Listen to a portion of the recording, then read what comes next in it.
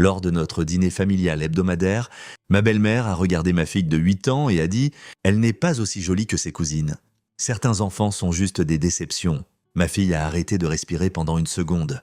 J'ai souri et j'ai dit « Continue à parler, il te reste environ 3 heures pour ouvrir ta bouche. » Et 3 heures plus tard, « Mais avant de commencer, veuillez aimer et vous abonner à la chaîne et nous aimerions savoir de quelle partie du monde vous nous rejoignez. Faites-le nous savoir. Maintenant, plongeons dans l'histoire d'aujourd'hui. Le pain de viande trônait au centre de la table à manger de Barbara comme une pièce maîtresse que personne ne voulait admirer. De la vapeur s'en échappait en spirale paresseuse, portant l'odeur de bœuf haché trop cuit et d'une surdose de poudre d'oignon. Derek Wyatt en coupa un morceau pour sa fille Ellie, le posa sur son assiette à côté d'une cuillerée de purée de pommes de terre grumeleuse et la regarda le piquer avec sa fourchette. « Mang, ma chérie, dit-il doucement. Ellie leva les yeux vers lui avec ses grands yeux noisettes, les yeux de Léa, et lui adressa un petit signe de tête. Elle avait 8 ans, était maigre comme un clou, avec des cheveux bruns tirés en 2 nattes, nettes, que Derek avait appris à faire grâce à une vidéo YouTube 3 ans plus tôt. Elle portait une robe d'été jaune avec des marguerites dessus, du genre que Léa choisissait pour elle. Barbara était assise en bout de table, ses cheveux gris, relevés en un chignon serré, qui rendait son visage encore plus sévère que d'habitude. Elle avait dressé la table avec sa belle porcelaine, celle avec des roses fanées autour du bord. Et la lumière au plafond bourdonnait faiblement, jetant surtout une lueur jaunâtre dure. Le jeune frère de Derek, Tom, était assis en face de lui, déjà à la moitié de sa seconde portion, tandis que la femme de Tom, Jennifer, picorait sa salade et évitait le contact visuel avec tout le monde. C'était la routine. Chaque dimanche soir, Derek conduisait les 32 kilomètres de sa maison jusqu'à la maison de Steel Ranch de Barbara, dans la partie calme de Crestwood, en Caroline du Nord, parce que c'était ce que Léa lui avait demandé de faire. « Prends soin de ma mère », avait-elle murmuré à l'hôpital, sa main tremblant dans la sienne. « Promets-le-moi ». Il avait promis, pendant 3 ans, il avait tenu cette promesse. « Comment ça se passe à l'école ?» « Ellie », demanda Jennifer, sa voix brillante et artificielle. « C'est bien », répondit Ellie doucement. « On apprend les fractions, c'est formidable », dit Jennifer, bien que son attention soit déjà revenue à son téléphone. Tom engouffra une autre fourchette pleine de pain de viande dans sa bouche. « C'est génial. »« Maman, tu assures toujours ?» Barbara ne sourit pas. Elle observait Ellie avec cette expression que Derek avait appris à reconnaître au fil des mois. Une platitude dans les yeux, une crispation autour de la bouche. C'était le regard qu'elle réservait aux choses qui la décevaient. « Tes cousines étaient ici le week-end dernier », dit soudain Barbara, sa voix tranchant le murmure de la conversation. « Émilie et Rachel, de si belles filles. Émilie a déjà gagné 2 concours de beauté cette année. » Derek sentit sa mâchoire se serrer. Il posa lentement sa fourchette. « C'est bien », dit-il d'un ton égal. « Elles sont intelligentes aussi. » Barbara continua. Toujours en regardant Ellie, Émilie lit au niveau de 6e. Et Rachel joue du piano. Elle est très talentueuse.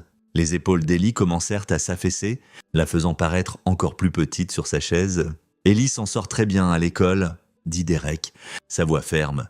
Son professeur dit qu'elle est l'une des meilleures élèves de sa classe. Barbara balaya l'air d'un geste dédaigneux. « Oh !» Je suis sûr qu'elle essaye. La pièce devint silencieuse, sauf pour le bourdonnement de la lumière au plafond. Tom s'éclaircit la gorge mal à l'aise. Jennifer devint soudain très intéressée par son verre d'eau. Derek observa le visage de sa fille. Ellie fixait maintenant son assiette, les mains pliées sur ses genoux, son langage corporel criant ce qu'elle ne pouvait pas dire à voix haute. « Je veux disparaître. Elle n'est pas aussi jolie que ses cousines, » dit Barbara platement, comme si elle commentait la météo. « Certains enfants sont juste des déceptions. » Le mot plana dans l'air comme de la fumée. Derek sentit quelque chose se fissurer dans sa poitrine. Pas se briser. Il s'était brisé 3 ans plus tôt quand Léa était morte. C'était différent. C'était le bruit de la dernière once de patience qui se rompait. Il leva lentement la tête et regarda Barbara. La regarda vraiment. Cette femme qu'il avait payée, soutenue, tolérée. Tout ça parce que sa femme l'aimait et lui avait demandé de prendre soin d'elle. Cette femme qui n'avait jamais dit merci une seule fois, n'avait jamais reconnu ce qu'il avait sacrifié, n'avait jamais montré une once de chaleur à la petite fille qui avait perdu sa mère. Derek sourit. C'était un sourire prudent, contrôlé et pratiqué, du genre qu'il utilisait dans les réunions d'affaires, quand quelqu'un était sur le point d'être licencié et ne le savait pas encore. « Continue à parler, Barbara », dit-il calmement. Sa voix était basse. presque agréable, il te reste environ 3 heures pour ouvrir ta bouche. Tom rit nerveusement. Derek, allez, mec, 3 heures, répéta Derek, toujours en souriant. Il tendit la main et posa doucement sa main sur l'épaule d'Ellie. Finis ton dîner, ma chérie. On part bientôt. Les yeux de Barbara se plissèrent.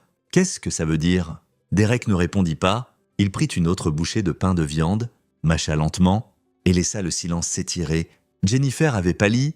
Tom regardait alternativement Derek et Barbara comme s'il assistait à un match de tennis. « Tu ne peux pas être sérieusement fâché ?» dit Barbara. « Je suis juste honnête. La fille doit savoir. »« Son nom ?» interrompit Derek, sa voix baissant plus bas. « Estélie. Et tu viens d'appeler ma fille une déception en face d'elle. Oh, pour l'amour du ciel !» Derek se leva. La chaise racla contre le sol en linoléum, bruyante dans le silence soudain. « Viens, je vais chercher ta veste. » Ellie n'eut pas besoin qu'on le lui dise 2 fois. Elle glissa de sa chaise et se précipita vers le porte-manteau près de la porte. « Tu es ridicule ?»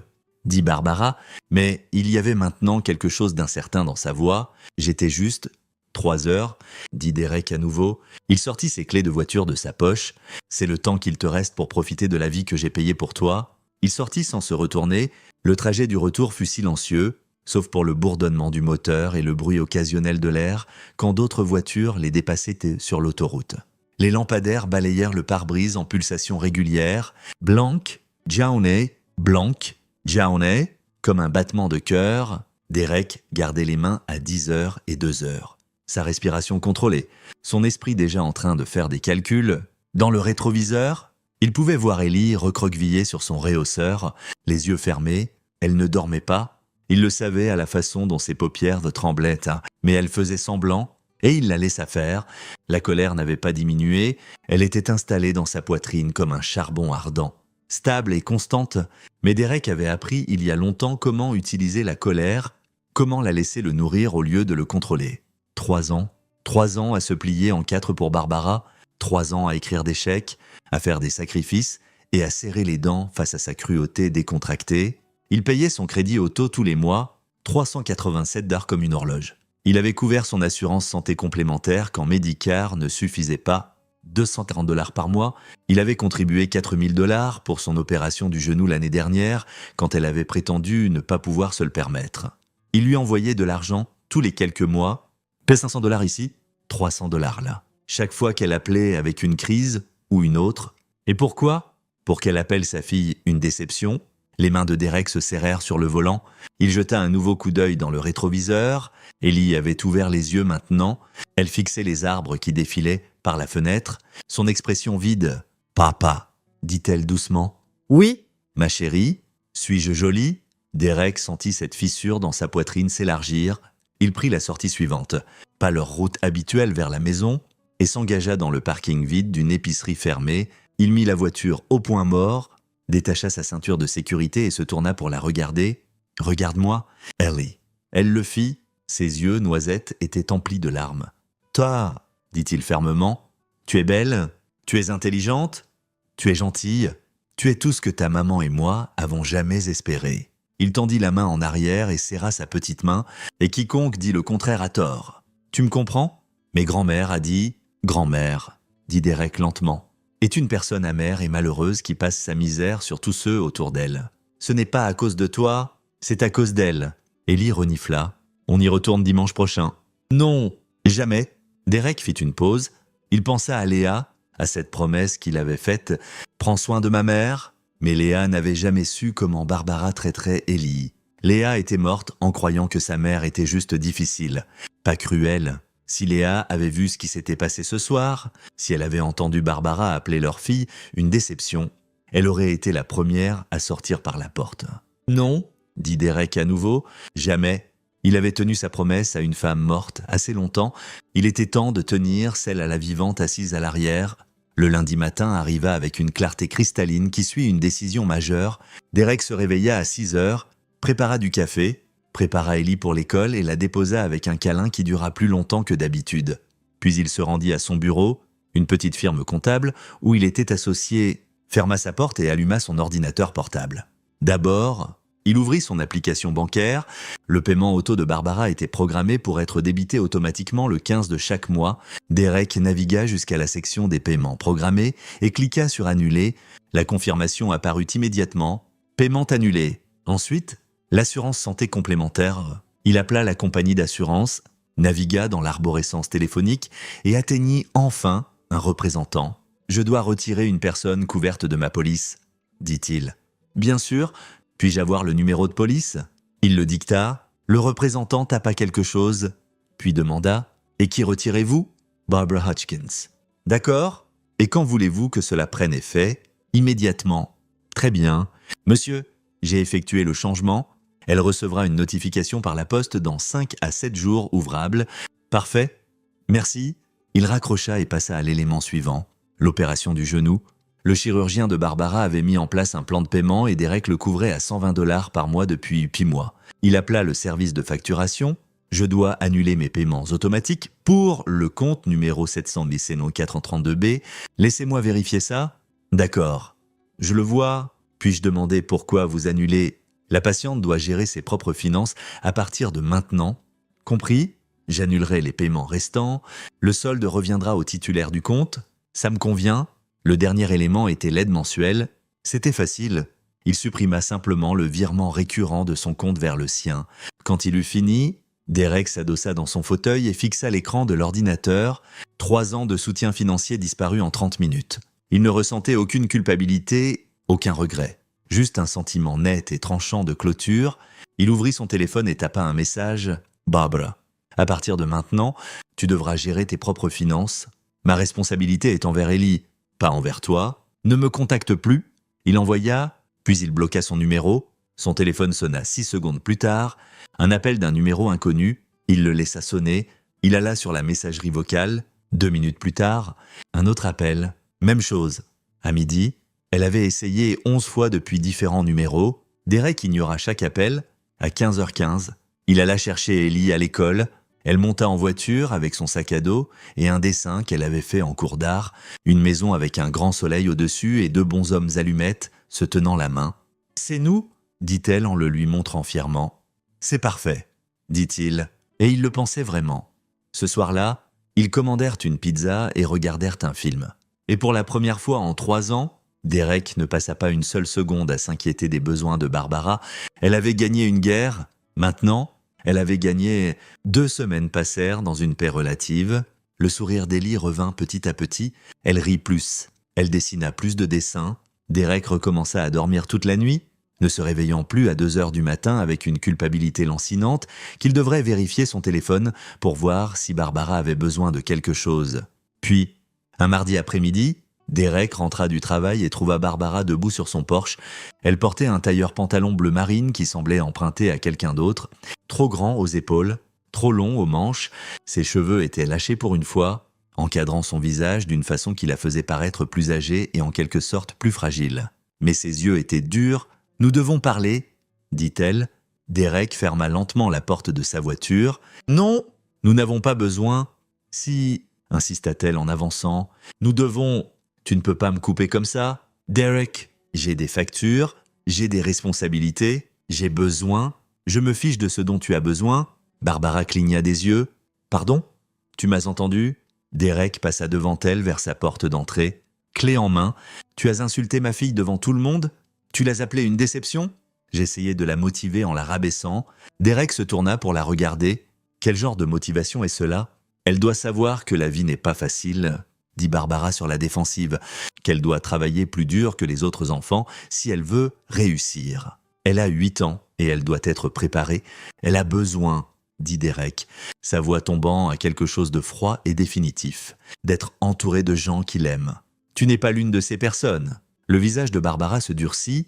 Tu es irrationnel, tu es émotif, tu prends des décisions basées sur la colère au lieu de la logique. Je prends des décisions, corrigea Derek, basé sur ce qui est le mieux pour ma fille. Ce que j'aurais dû faire il y a 3 ans, Léa aurait honte de toi. Les mots frappèrent comme une gifle. Derek sentit sa poitrine se serrer, mais il ne tressaillit pas, ne détourna pas le regard. « Léa, dit-il doucement, aurait honte de toi pour avoir traité sa fille comme tu l'as fait. » Barbara ouvrit la bouche, la ferma, l'ouvrit à nouveau. « Tu es cruel. Non, dit Derek. Je suis un parent. Maintenant, sors de ma propriété. L'expression de Barbara changea, puis la fausse vulnérabilité disparut, remplacée par quelque chose de plus tranchant, quelque chose de calculateur. Tu n'es pas stable, dit-elle lentement. Tu élèves une petite fille seule. Tu luttes clairement. N'importe qui peut le voir. Derek sentit un fil froid d'avertissement lui descendre le long de l'échine. « Qu'est-ce que tu dis, Barbara ?» Elle redressa les épaules. « Je dis qu'Ellie mérite mieux que ça. Mieux qu'un père célibataire instable qui s'emporte pour rien. Elle mérite la stabilité, l'amour, la structure. Elle a tout ça. » Vraiment, Barbara inclina la tête. « Parce que de là où je suis, on dirait que tu l'échoues. Je pense qu'un juge pourrait être d'accord. » Derek la fixa. « Tu me menaces? J'énonce des faits. » dit Barbara. « Ellie serait mieux avec moi. J'ai du temps. J'ai de l'expérience. J'ai un environnement domestique stable. » Derek rit une fois. Le son était dur et sans humour. « Tu as un environnement domestique que j'ai payé et que tu ne peux plus te permettre. »« Je m'en sortirai ?»« Non, dit Derek. Tu ne t'en sortiras pas. Et tu n'auras définitivement pas Ellie. » Le visage de Barbara se tordit en quelque chose de laid. « On verra ça. » Elle se tourna et descendit les marches du porche. Ses pas secs contre le béton. Derek la regarda monter dans sa voiture, une Honda Civic qu'il avait payée jusqu'à il y a 2 semaines, et s'éloigner. Il resta là un long moment, respirant lentement, forçant son rythme cardiaque à se calmer, puis il sortit son téléphone et passa un appel. Harland et associés. Une voix nette répondit « J'ai besoin de parler à Dana Harland », dit Derek. « Dites-lui que c'est Derek Wyatt. Dites-lui que c'est urgent. » Le cabinet d'avocats Harland et associés occupait le 2e étage d'un bâtiment en briques du centre-ville, coincé entre un café et une agence immobilière. Derek était assis dans la salle d'attente, sa jambe rebondissant légèrement, tandis qu'un jazz doux jouait doucement depuis des haut-parleurs cachés. Les murs étaient décorés de diplômes encadrés et de photos de Dana Harland, serrant la main à divers politiciens locaux et leaders communautaires. Monsieur Wyatt, une femme dans la quarantaine apparut dans l'encadrement de la porte.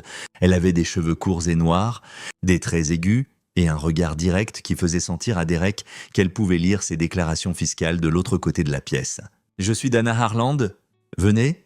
Son bureau était ordonné et efficace. 2 murs étaient tapissés de livres de droit. Le 3e avait une grande fenêtre donnant sur la rue principale et le 4e affichait plus de diplômes encadrés. Elle désigna une chaise en face de son bureau, et Derek s'assit. « Vous avez dit au téléphone que c'était urgent ?» dit Dana en sortant un bloc-notes légal. « Dites-moi ce qui se passe. » Derek lui raconta tout, le dîner, l'insulte, les années de soutien financier, la visite de Barbara à sa maison et sa menace concernant la garde. Dana écouta sans interrompre, notant occasionnellement son expression neutre. Quand il eut fini, elle posa son stylo et le regarda directement. « À quel point pensez-vous qu'elle est sérieuse ?» « Très, dit Derek. Elle pensait chaque mot. Dana hocha lentement la tête. « D'accord. La première chose que vous devez comprendre, c'est que les affaires de garde impliquant des grands-parents sont réelles et peuvent être difficiles. Elle déposera probablement une pétition affirmant que vous êtes inapte, qu'elle peut fournir un meilleur environnement, que le bien-être d'Ellie est en jeu. Mais c'est insensé. Je suis son père. Je m'occupe d'elle depuis que Léa est morte. J'ai tout fait correctement. Je vous crois, dit Dana. Mais la croyance n'est pas une preuve. Si Barbara dépose une pétition, nous devrons prouver en cours que vous êtes apte et qu'elle n'est pas la meilleure option. » Elle se pencha en avant. « Donc, ma question est, pouvez-vous le prouver ? Prouver quoi ? Que vous l'avez soutenue financièrement ? Que vous êtes un bon père ? Quel est le problème ? Pas vous ? » Derek sentit une vague de confiance. « Oui, j'ai tout gardé. Relevé bancaire, reçu, chèques annulés. J'ai de la documentation remontant à 3 ans montrant chaque paiement que j'ai fait pour elle. » L'expression de Dana changea légèrement. Approbation peut-être ? Ou soulagement ? Bien, c'est très bien. Et des témoins ? Des gens qui peuvent témoigner de votre caractère en tant que père ? Le professeur d'Ellie, son pédiatre ? Les parents de ses amis d'école ? Parfait. Et des témoins qui ont vu le comportement de Barbara envers Ellie ? Derek hésita. Mon frère et sa femme étaient au dîner. Ils ont entendu ce qu'elle a dit ? Témoigneront-ils ? Je ne sais pas. Ils pourraient ne pas vouloir s'impliquer. Dana nota, on travaillera là-dessus. Et le dîner lui-même, l'avez-vous enregistré ? Derek sentit son estomac se nouer. Non ? D'accord. Dana tapa son stylo contre le bloc. Voici ce qui va probablement se passer. Elle déposera la pétition dans la semaine ou 2 prochaines. vous recevrez les papiers, puis nous aurons une audience préliminaire où un juge déterminera s'il y a assez de motifs pour procéder. Si le juge pense que ces allégations ont du mérite, nous passerons à une audience complète sur la garde. Et si elle gagne? Elle ne gagnera pas, dit Dana fermement, mais nous devons être préparés. Je rédigerai une réponse à sa pétition dès que nous la recevrons. En attendant, je veux que vous rassemblez chaque pièce de documentation que vous avez, relevés bancaires, dossiers médicaux, dossiers scolaires, photos, emails, messages textes, tout ce qui montre que vous êtes un parent responsable et impliqué.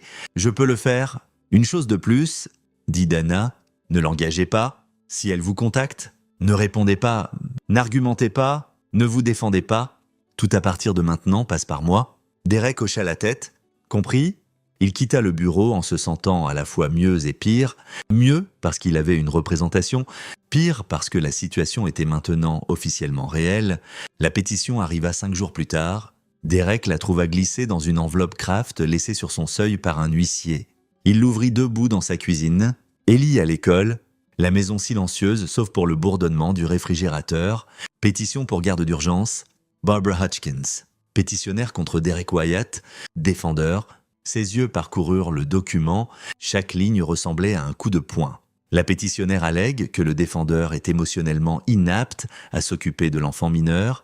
La pétitionnaire allègue que le défendeur est financièrement irresponsable et n'a pas maintenu un logement et un emploi stable.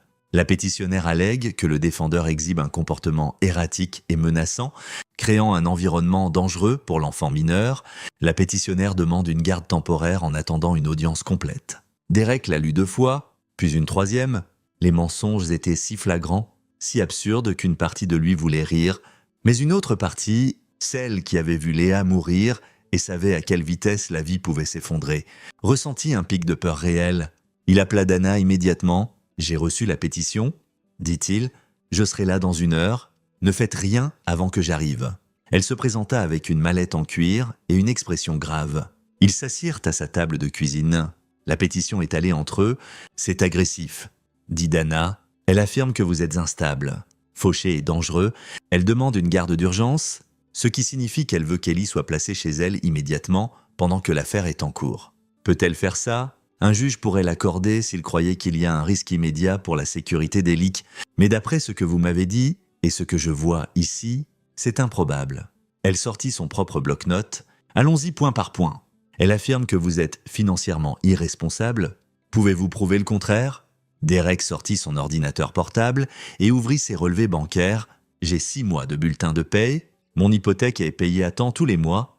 Les factures d'eau et d'électricité jamais en retard. J'ai un compte retraite. Épargne universitaire pour Ellie. Fonds d'urgence. Parfait. Elle affirme que vous êtes émotionnellement instable. Témoin, comme je l'ai dit, le professeur d'Ellie peut témoigner ainsi que son médecin. Je peux obtenir des lettres de voisins si nécessaire. Faites-le, autant que possible. Dana nota. Elle affirme aussi que vous l'avez menacée. L'avez-vous fait? Derek repensa à cette nuit sur son porche. Je lui ai dit de quitter ma propriété. C'est tout. Bien. Tenez-vous-en à cette version. Dana tourna la page. Maintenant, concernant ces allégations qu'elle peut fournir un meilleur environnement, vous avez dit que vous payez sa voiture, son assurance, ses factures médicales? Oui, tout. Et j'ai arrêté il y a 2 semaines. Correct? Dana sourit légèrement. Donc, elle affirme pouvoir fournir de la stabilité tout en dépendant de vous pour payer ses factures. C'est une contradiction que nous pouvons exploiter. Elle ferma son cahier. Voici ce que nous allons faire. Nous déposerons une réponse niant toutes ces allégations et contrecarrant avec des preuves de votre aptitude en tant que parent. Nous inclurons aussi votre documentation montrant que vous l'avez soutenu financièrement, ce qui sape sa prétention à la stabilité. L'audience préliminaire est dans 10 jours. Nous serons prêts. Derek sentit une partie de la tension s'apaiser de ses épaules. « Merci. Ne me remerciez pas encore » dit Dana. Ce n'est que le début. La semaine suivante passa dans un tourbillon de paperasse et de préparation. Derek rassembla tout ce que Dana avait demandé. 3 ans de relevés bancaires surlignés pour montrer les paiements faits à Barbara. Copie des bulletins scolaires d'Ellie. Tous A et B. Une lettre de son professeur. Madame Patterson, décrivant Derek comme extrêmement impliqué et soutenant. Une lettre du pédiatre d'Ellie confirmant qu'elle était en bonne santé. bien soigné et ne montrait aucun signe de négligence ou de maltraitance. Référence de caractère de deux voisins et du père de la meilleure amie d'Ellie. Photo d'Ellie à ses fêtes d'anniversaire. Événements scolaires. Match de soccer. Toutes montrant un enfant heureux et en bonne santé. Dana organisa tout dans un classeur avec des onglets codés par couleur. Ça, dit-elle en le levant, c'est comme ça qu'on gagne. L'audience préliminaire eut lieu au tribunal du comté de Crestwood. Un bâtiment imposant avec des sols en marbre et des plafonds hauts qui faisaient écho à chaque pas. Derek arriva tôt avec Dana, tous deux vêtus de tenues professionnelles. Ils s'assirent à la table du défendeur et Derek essaya de ralentir sa respiration. Barbara entra 10 minutes plus tard avec son avocat, un homme d'âge moyen dans un costume mal ajusté, qui se présenta comme Roger Puite. Barbara portait une robe grise de bon goût et des boucles d'oreilles en perles. Ses cheveux relevés, son expression sereine, elle ressemblait à la grand-mère bienveillante de quelqu'un. Derek ressentit un éclair de colère. « Levez-vous tous !» annonça l'huissier. L'honorable juge Patricia Moreno préside. La juge Moreno était une femme dans la soixantaine avec des cheveux argentés et des lunettes de lecture perchées sur son nez. Elle prit place, examina des documents et leva les yeux. C'est une audience préliminaire concernant la pétition pour garde d'urgence déposée par Barbara Hutchkins. Monsieur Puite, vous pouvez présenter le cas de votre cliente, puis se leva. Votre honneur. Ma cliente est profondément inquiète pour le bien-être de sa petite fille, Ellie Wyatt. Elle a été témoin direct de l'instabilité dans la maison de M. Wyatt. Il est émotionnellement volatile, en difficulté financière et a exhibé un comportement menaçant envers Madame Hutchkins. La mâchoire de Derek se serra. Dana posa une main sur son bras. Un rappel silencieux de rester calme. Madame Hutchkins a été une force stabilisatrice dans la vie d'Ellie depuis le décès tragique de sa fille. Elle a de l'expérience dans l'éducation des enfants. Elle a une maison stable. Elle peut fournir l'amour et la structure dont cet enfant a désespérément besoin. La juge Moreno nota. Et quelle preuve avez-vous de l'instabilité alléguée de M. Wyatt? Madame Hutchkins témoignera de son comportement erratique. Votre honneur. De plus, elle a des dossiers financiers montrant que M. Wyatt n'a pas pu maintenir un soutien cohérent même pour sa propre famille. Je vois, la juge Moreno se tourna vers Dana, Mademoiselle Harland. Dana se leva avec fluidité. Votre honneur, les allégations de la pétitionnaire ne sont pas seulement infondées, elles sont contredites par les preuves. M. Wyatt est un comptable accompli avec un revenu stable, une hypothèque qu'il n'a jamais manquée, et une histoire documentée d'excellent parentage. Nous avons des lettres du professeur d'Ellie et de son pédiatre, qui, tous deux, attestent de son aptitude en tant que père, et les allégations de comportement menaçant, infondées, dit Dana. M. Wyatt a demandé à Madame Hutchkins de quitter sa propriété après qu'elle soit apparue sans invitation. Ce n'est pas une menace, c'est une limite. La juge Moreno regarda Barbara. Madame Hutchkins, pouvez-vous fournir des exemples spécifiques de comportements menaçants? Barbara se leva, sa voix tremblante mais claire. Il m'a dit que j'avais 3 heures pour ouvrir ma bouche. Il était agressif, intimidant. J'ai eu peur. Derek sentit ses mains se crisper en poing sous la table. Contexte est « Votre honneur » intervint Dana. Madame Hutchkins venait d'insulter Ellie, la fille de 8 ans de M. Wyatt. En l'appelant une déception, sa réponse était retenue vu les circonstances. « Avez-vous la preuve de cette insulte alléguée » demanda la juge Moreno. « Des témoins » dit Dana. Le frère de S. Wyatt et sa belle-sœur étaient présents, puis se leva à nouveau. « Votre honneur, même si c'est vrai, ça ne justifie pas. Je déciderai de ce que ça justifie. Monsieur puis, la juge Moreno baissa les yeux sur ses notes. Madame Hutchkins, vous affirmez que M. Wyatt est financièrement irresponsable. Pouvez-vous fournir de la documentation ?» Barbara jeta un regard à Puite, qui hocha la tête. « Votre honneur, ma cliente est à système. Wyatt, financièrement depuis la mort de sa femme, elle a aidé avec les factures, les courses. C'est un mensonge ?» dit Derek avant de pouvoir s'arrêter. Dana lui lança un regard d'avertissement. La juge Moreno haussa un sourcil. « Monsieur Wyatt, vous aurez votre chance de parler. Je m'excuse. »« Votre honneur, » dit Derek. « Mais c'est important que vous sachiez, je l'ai soutenu, pas l'inverse. Et vous avez des preuves ?» Dana ouvrit le classeur. « Nous avons 3 ans de relevés bancaires montrant des paiements réguliers de AM. Wyatt à Madame Hutchkins. Paiement de voiture, prime d'assurance, dépenses médicales, on parle de milliers de dollars. » La juge Moreno tendit la main. Dana lui passa une pile de relevés surlignés. La juge les examina en silence pendant ce qui sembla une éternité. Finalement, elle leva les yeux. Am Hutchins. Ces relevés montrent M. Wyatt effectuant des paiements cohérents vers vous. Pouvez-vous expliquer? Le visage de Barbara avait pâli. Il voulait aider. Je n'ai pas demandé. Mais vous avez accepté. Eh bien, oui, mais... Et vous affirmez maintenant que vous êtes dans une meilleure position financière pour prendre soin de cet enfant que l'homme qui vous soutenait. Puis il intervint. Votre honneur, la situation financière de ma cliente s'est stabilisée. À partir de quand? Demanda sèchement la juge Moreno. Silence. La juge posa les papiers. Je ne vois pas de preuves suffisantes de danger immédiat pour justifier une garde d'urgence. Cependant, vu la gravité des allégations, j'ordonne une audience complète sur la garde dans 3 semaines. Les 2 parties auront l'occasion de présenter leur cas complet à ce moment-là. Et jusque-là, la garde reste avec M. Wyatt. Barbara semblait avoir été giflée. Derek ressentit un rush de soulagement si intense qu'il faillit s'affaisser sur sa chaise. La cour est ajournée. En sortant, Barbara lança à Derek un regard de pur venin. Il soutint son regard avec fermeté, sans ciller. Dehors sur les marches du tribunal, Dana se tourna vers lui. Ça s'est passé aussi bien que nous pouvions l'espérer. Mais ne fêtez pas encore. Le vrai combat est dans 3 semaines. Derek hocha la tête. Je comprends. Donnez-moi ces déclarations de témoins. Et Derek, elle le regarda sérieusement. Quoi que vous fassiez, restez loin d'elle. Ne lui donnez aucune munition. Je ne le ferai pas. Il rentra chez lui, récupéra Ellie chez la voisine qui la gardait et prépara le dîner. Ils mangèrent des macaronis au fromage à la table de la cuisine et Ellie parla de sa journée, du grenouille qu'ils avaient trouvé sur le terrain de jeu, de comment elle avait obtenu une étoile d'or à son test d'orthographe. Derek écouta, répondit, sourit au bon moment, mais une partie de son esprit était déjà 3 semaines en avance. Se préparant pour la prochaine bataille, Barbara n'allait pas s'arrêter. Lui non plus. Les 3 semaines entre les audiences passèrent comme de la boue. Chaque jour semblait étiré, comme si Derek marchait dans l'eau.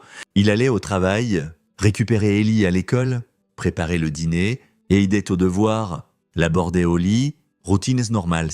Mais en dessous de tout cela, il y avait un bourdonnement constant d'anxiété. Le mercredi de la 2e semaine, Dana appela. « Nous avons un problème », dit-elle sans préambule. L'estomac de Derek chuta. Quel genre de problème?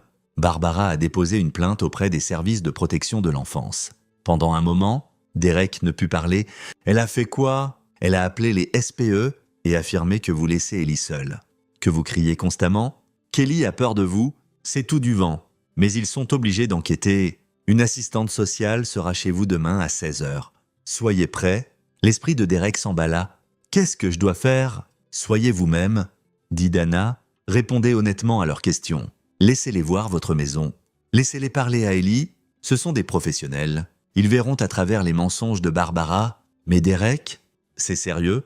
Si les SPE trouvent une quelconque validité à ces allégations, ça pourrait impacter l'affaire de garde. Compris? Ce soir-là, Derek nettoya la maison de fond en comble. Pas parce qu'elle était sale, il la gardait propre de toute façon, mais parce qu'il avait besoin de quelque chose à faire avec ses mains. Il frotta les comptoirs de la cuisine jusqu'à ce qu'ils brillent, aspira chaque pièce 2 fois, organisa les jouets d'Ellie, s'assura qu'il y avait de la nourriture fraîche dans le frigo et rien de périmé dans le garde-manger. Le lendemain après-midi, à exactement 16h, la sonnette retentit. L'assistante sociale était une femme dans la trentaine nommée Linda Morrison. Elle avait des yeux fatigués et portait un sac en cuir usé. « Monsieur Wyatt. »« Oui. » Entrez. Elle entra, son regard balayant le salon. Derek la vit noter les sols propres, la bibliothèque organisée, les photos au mur, images d'Ellie et Léa, images d'Ellie à différents âges, souriante et en bonne santé. « Merci de prendre le temps de me rencontrer, » dit Linda en sortant un porte-bloc. « Je comprends que c'est stressant, mais je dois vous poser des questions et jeter un œil autour. Ellie est-elle ici? Elle est dans sa chambre. Je peux la faire venir dans un moment. D'abord, parlons. » Ils s'assirent à la table de la cuisine. Linda cliqua son stylo. « J'ai reçu un rapport allégant que vous laissez votre fille sans surveillance, qu'il y a des cris fréquents dans la maison et qu'Ellie a exprimé de la peur envers vous.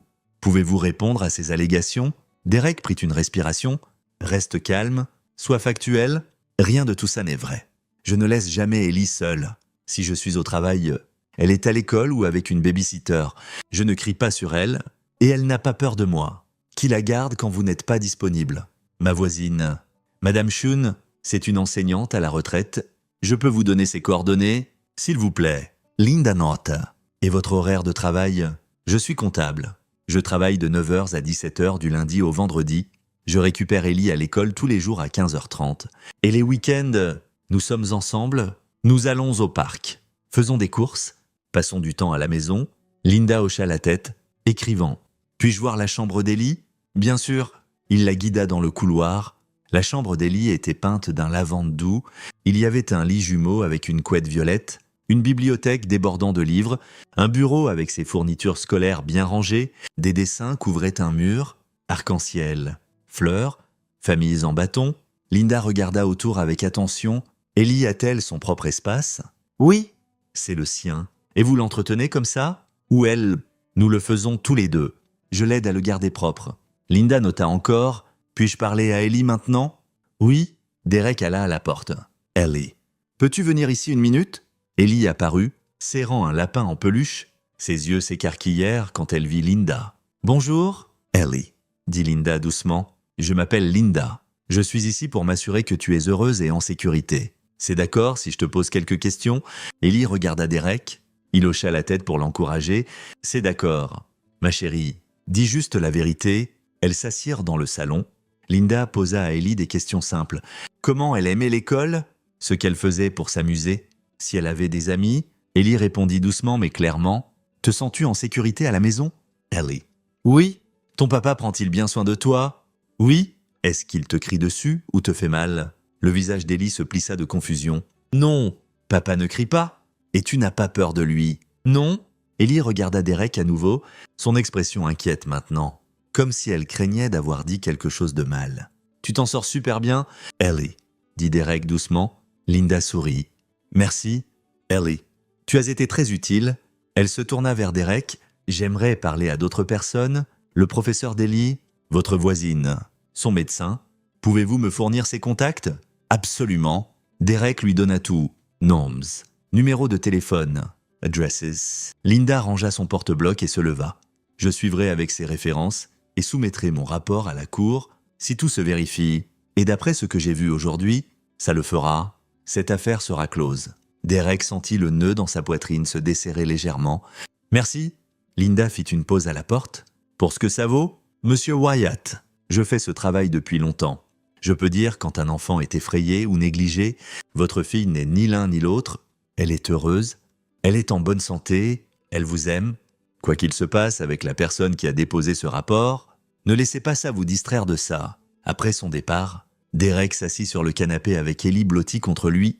Ses mains tremblaient légèrement, l'adrénaline quittant enfin son système. Ai-je dit les bonnes choses?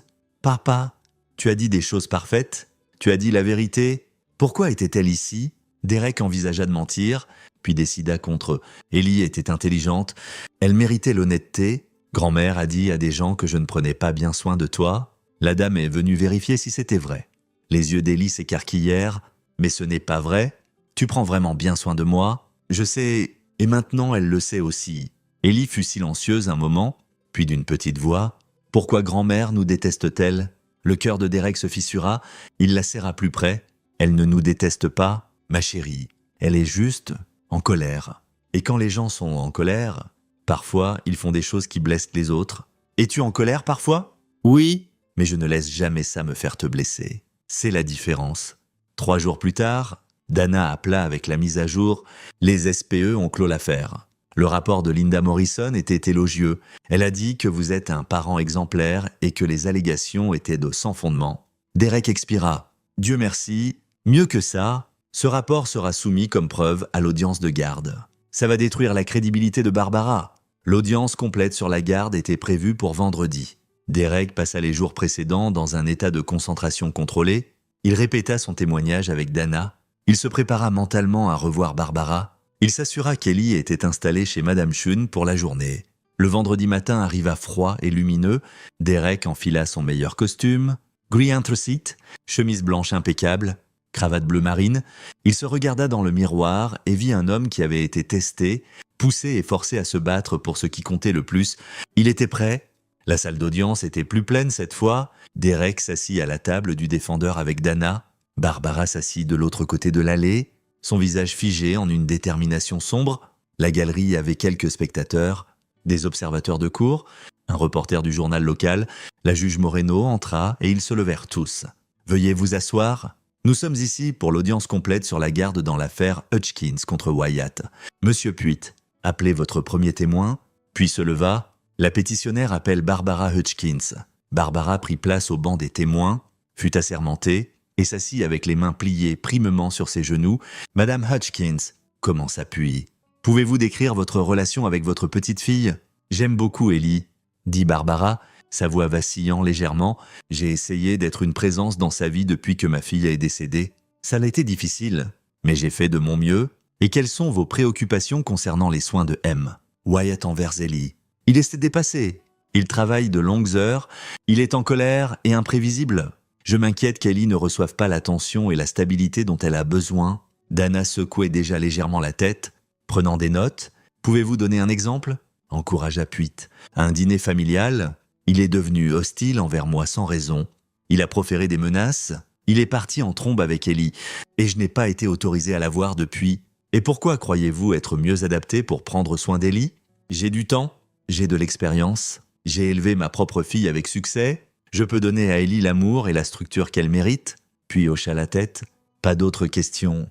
La juge Moreno regarda Dana, contre-interrogatoire. Dana se leva en tenant un dossier. « Madame Hutchkins, vous avez témoigné que vous avez essayé d'être une présence dans la vie d'Ellie. Est-ce exact ? » ?»« Oui. Et pourtant, au cours des 3 dernières années, combien de fois avez-vous visité Ellie en dehors de ces dîners familiaux ?»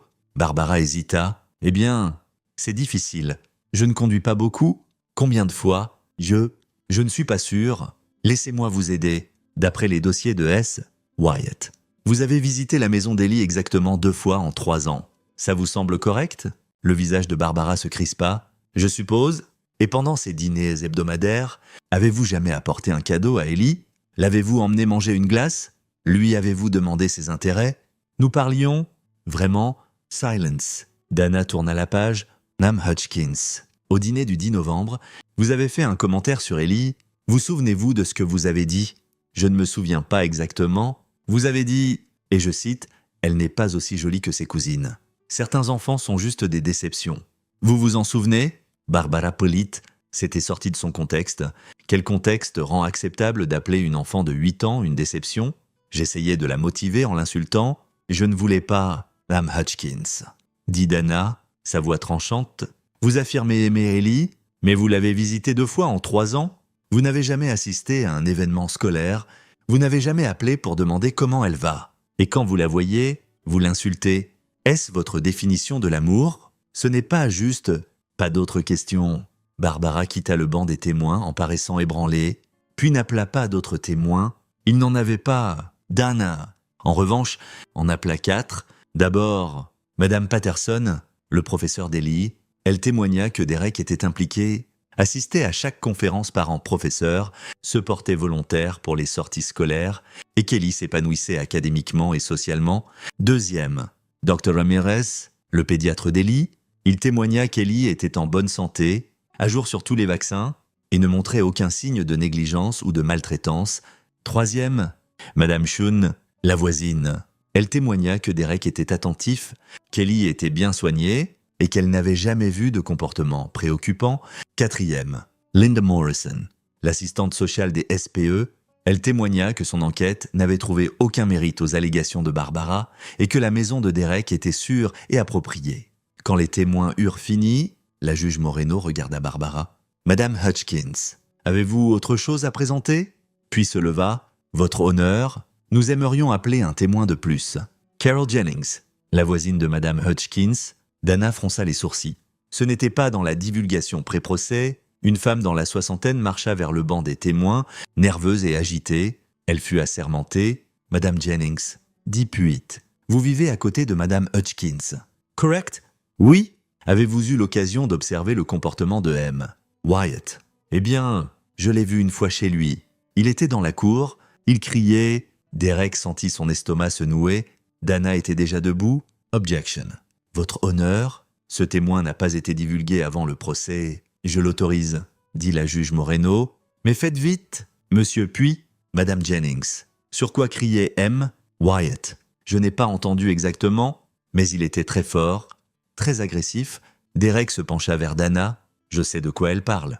Il y avait un raton laveur dans ma poubelle. Je criais dessus. Les yeux de Dana s'illuminèrent. Votre honneur. Puis-je contre-interroger? Procéder? Dana sortit son téléphone, tapa quelques fois et projeta une vidéo sur l'écran de la salle d'audience. Madame Jennings. Est-ce l'incident dont vous parlez? La vidéo montrait la cour avant de Derek. Le timestamp datait de 2 semaines plus tôt. À l'écran, Derek apparut, vit quelque chose dans sa poubelle et cria « Sors de là !»« Allez, va-t'en !» Puis, clair comme de l'eau de roche, un raton laveur grimpa hors de la poubelle et s'éloigna en se dandinant. La salle d'audience éclata en rire discret, même la juge Moreno sourit. « Madame Jennings !» dit Dana. Il criait sur un raton laveur. « N'est-ce pas ?» Le visage de Carole vira au rouge vif. « Je suppose ? Je n'ai pas vu cette partie. » Pas d'autres questions. Dana s'assit et Derek vit le plus faible des sourires sur son visage. La juge Moreno regarda les 2 avocats. Plaidoirie finale. Puis alla en premier, faisant un argument tiède sur les bonnes intentions de Barbara. Ça tomba à plat. Dana se leva, calme et confiante. « Votre honneur, les preuves sont claires. M. Wyatt est un père dédié et responsable. Il a fourni à Ellie financièrement, émotionnellement et physiquement. Il a des témoins qui attestent de son caractère. Il a de la documentation montrant sa stabilité. Madame Hutchkins, en revanche, n'a fourni que des allégations infondées et des tentatives de manipuler cette cour. Elle a appelé sa propre petite-fille une déception. Elle a déposé de faux rapports au SPE. Elle n'a aucune preuve crédible pour soutenir sa pétition. Nous demandons que la cour refuse sa requête et accorde à M. Wyatt la garde complète. » La juge Moreno examina ses notes pendant ce qui sembla une éternité. Finalement, elle leva les yeux. « J'en ai assez entendu. Sur la base des preuves présentées, je ne trouve aucun motif pour retirer Ellie des soins de son père. M. Wyatt s'est démontré être un parent apte et capable. Madame Hutchkins n'a pas réussi à prouver le contraire. Par conséquent, je statue comme suit. La garde complète reste avec Derek Wyatt. Madame Hutchkins se voit accorder des visites supervisées seulement, conditionnées à la complétion de cours de parentage et à la démonstration d'un comportement respectueux constant envers M. Wyatt et Ellie. De plus, Madame Hutchkins est responsable de toutes ses propres obligations financières. À partir de maintenant, cette cour est ajournée. Le marteau frappa. Derek sentit quelque chose se libérer dans sa poitrine. Un soulagement si profond qu'il le laissa étourdi. De l'autre côté de l'allée, Barbara était figée, son visage un masque de fureur et d'incrédulité, puis rangeait sa mallette, clairement pressée d'en finir avec l'affaire. Dehors, dans la salle d'audience, Dana serra la main de Derek. « Félicitations, vous avez gagné. Merci pour tout. Vous avez fait le travail, dit-elle. Vous avez gardé des dossiers, vous êtes resté calme, vous avez protégé votre fille. C'est ce qui a gagné cette affaire. » Derek rentra chez lui en état second. Il récupéra Ellie chez Madame Schoen et ils rentrèrent ensemble. Ce soir-là, Derek et Ellie s'assirent dans le jardin. Il avait accroché des lumières, quelques mois plus tôt, de petites ampoules blanches qui rendèrent l'espace cosy et sûr. L'air était chaud, portant l'odeur d'herbe coupée et le faible bourdonnement des grillons. Ellie était blottie dans une chaise longue, son lapin en peluche sur les genoux. Derek s'assit à côté d'elle, sentant la tension des mois passés enfin s'estomper. « Papa » dit Ellie doucement. « Oui, ma chérie. Grand-mère est-elle encore fâchée ?» Derek réfléchit à comment répondre. Il pouvait mentir, lui dire que tout irait bien éventuellement, mais Ellie méritait mieux que ça. Probablement, dit-il, elle a fait des choix qui ont blessé des gens, et maintenant, elle doit gérer les conséquences de ses choix. Verrons-nous jamais grand-mère à nouveau? Seulement si elle change? Et même alors, seulement si tu le veux? Ellie fut silencieuse un moment, puis elle demanda « Est-ce qu'on va bien ?» Derek tendit la main et prit sa petite main dans la sienne. « On va plus que bien, Ellie. On est libre ?» Elle s'appuya contre son épaule et ils restèrent comme ça longtemps, regardant les lumières scintiller contre le ciel qui s'assombrissait. Derek ne pardonna pas à Barbara, il ne le ferait pas. Le pardon requiert du remords. Et Barbara n'en avait montré aucun, elle avait essayé de le détruire, essayé de lui prendre sa fille. Tout ça parce que son orgueil avait été blessé, mais il avait protégé ce qui comptait. Il avait tracé une ligne, l'avait tenue et avait gagné. Et pour la première fois en 3 ans depuis que Léa était morte et l'avait laissée avec tous les morceaux, Derek sentit qu'ils étaient enfin entiers à nouveau, leur famille, Petite, imparfaite, mais la leur était en sécurité